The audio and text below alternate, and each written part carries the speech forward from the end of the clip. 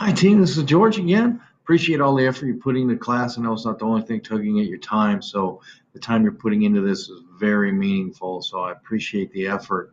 And we have another action-packed week for week 2. We're looking at the start of life and infancy.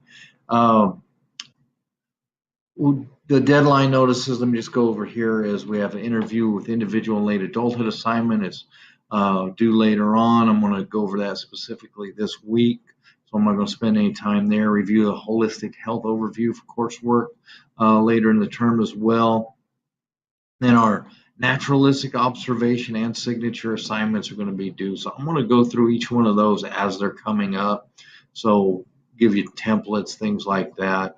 So just start looking into those, start researching and seeing what you can come up with for the different assignments.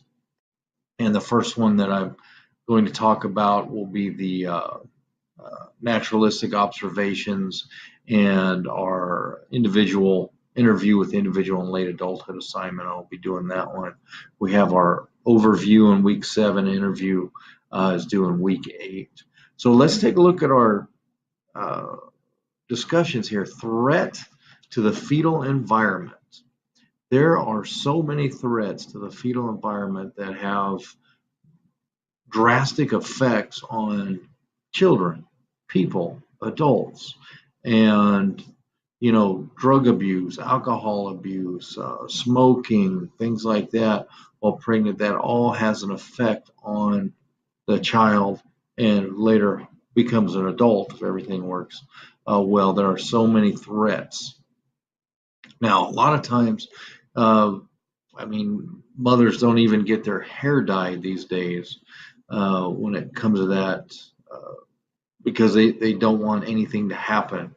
So let's think as we look at this, let's think of how not only can we educate, but how can we make it meaningful? Because just because somebody knows something doesn't mean they're going to act on it. And that's kind of one of the keys, because everybody knows you shouldn't, drink a 6-pack of beer or whatever while you're pregnant, but there still are people that do, still are people that are addicted, will take methamphetamines, things like that. So let's look at education and how we can really affect them. So knowledge in this case really is not the game changer, because even people, I'm going to post a video later, people who smoke, and it has nothing to do with pregnancy, but if you want to get them to stop, the worst thing you could do, or the least effective thing you could do, is tell them the bad effects of smoking. So we want to kind of dig in and see, what can we do to make this education even more effective? Because that's the key. Effect, effect, effect. Not just educate, because knowledge is good, but if it's not used, it doesn't work that well.